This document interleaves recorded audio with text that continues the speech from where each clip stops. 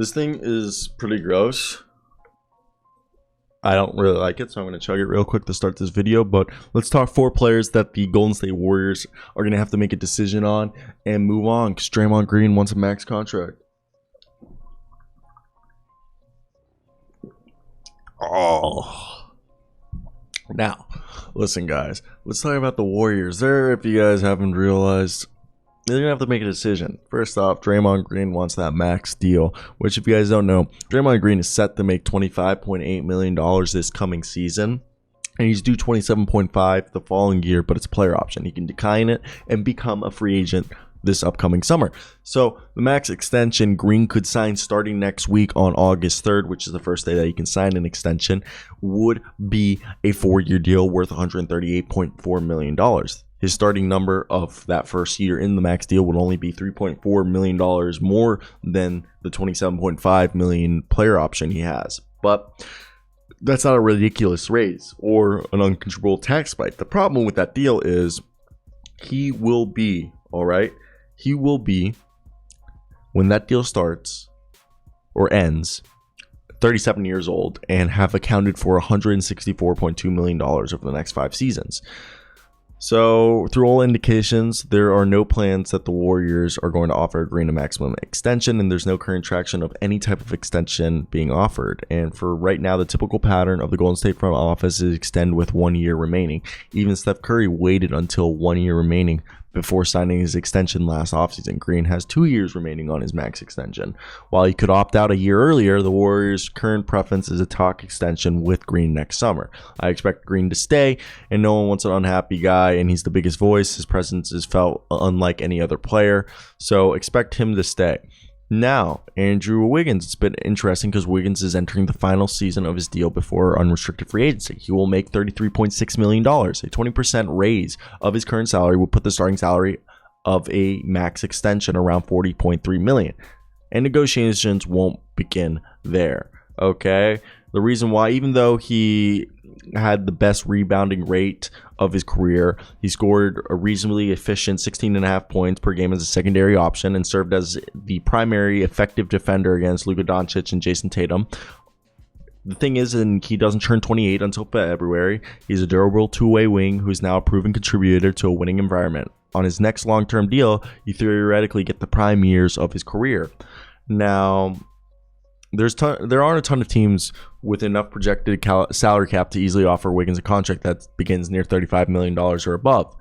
But they exist. There's teams like the Pistons or the Rockets or Pacers who probably could go and try to grab him. Now, a deal starting somewhere in the $27 million ballpark would be a lot more doable, and their out-of-control tax bill would benefit from a smaller deal while providing Wiggins with long-term salary. Now, Wiggins might be a player who looks at the new TV deal in 2025 and could see the revenue spike a few notches. And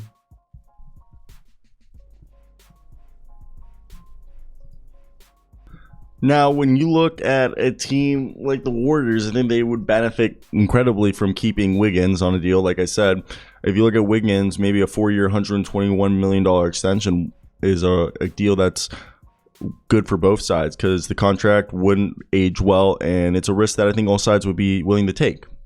Now, October 18th is a big date for Jordan Poole, as that's the day rookie extension deadline is, and that's near the beginning of the regular season. Now, it's not really hard to project his market. Anthony Simons signed a 4-year, $100 million deal. Jalen Brunson signed a 4-year, $104 million deal.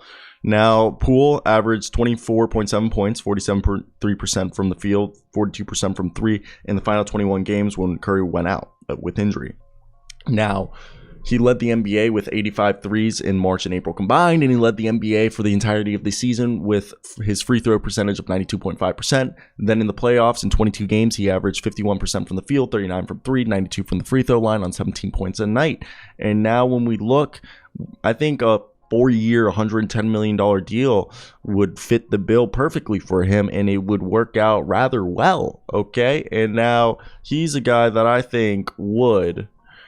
Look, Klay Thompson, out of the 4 guys that we just mentioned, Poole, Wiggins, Green, and Thompson, I think Thompson's going to can get traded. They're not going to offer him an extension. This guy has $83.8 million left over the next 2 years. During the 3 years he missed, he only played 32 games. He made $106.1 million. He makes 40.6 this season, 43.2 the following. If everyone got a max, they'd still be well behind Thompson in salary. Okay? So, look, I think this would be kind of, this season set up kind of a last hurrah type of season for this coming year. It would give them another year to weigh their options. They have 4 members of their core playing for contracts, auditioning for the rest of the league. It also gives them another year to see James Wiseman, Jonathan Kuminga, Moses Moody. If they're ready to step into larger roles, then the Warriors would be able to move on from anybody there. It sounds like an optimal way to have them all essentially in contract years, considering players tend to perform better when future money is at stake, but not giving anyone an extension after them getting a championship could have a few unhappy cats in the locker room. So I wonder what will happen over the next few times. So I want to hear your thoughts down below. Like